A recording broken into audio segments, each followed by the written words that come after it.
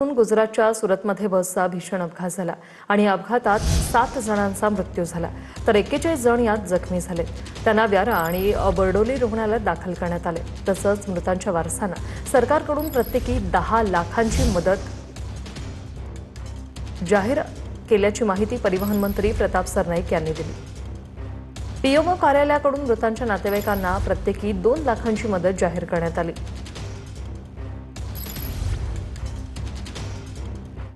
गुजरात राज्यात महामंडळाच्या बसेसचा अपघात जो आहे तो झालेला होता आणि हा अपघात इतका भीषण होता ते त्याची तीव्रता या बसच्या माध्यमातून लक्ष देऊ शकतो आपण। त्याच बसमध्ये ही सुरत धुळे बस आहे आणि ही बस जी आहे ती हिचे नियंत्रण सुटल्यानंतर ही बस जी आहे ती थेट समोरून येणारी जामनेर सुरत बसला जाऊन आदळली। त्यात ती बस जामनेर सुरत बसने पेट घेतल्यानंतर त्यात जवळपास 7 लोकांचे मृत्यू जो आहे तो झालेला आहे की महाराष्ट्राच्या ज्या बसेस जे आहेत ते पुन्हा एकदा दर्जेदार व्हाव्यात अशीच काहीशी मागणी जी ती आता केली जात आहे। तर दुसरीकडे या बसमध्ये जवळपास 26 प्रवासी होते तर जामनेर आणि सुरत जी बस होती तिच्यामध्ये जवळपास 33 प्रवासी होते। मोठ्या प्रमाणावरती हा अपघात झाला आणि या अपघातामध्ये 7 लोकांचा मृत्यू जो आहे तो झालेला। यात 3 महिला आहेत आणि 4 पुरुष आहेत। जितेंद्र बैसाना, TV9 मराठी, बारडोली, गुजरात।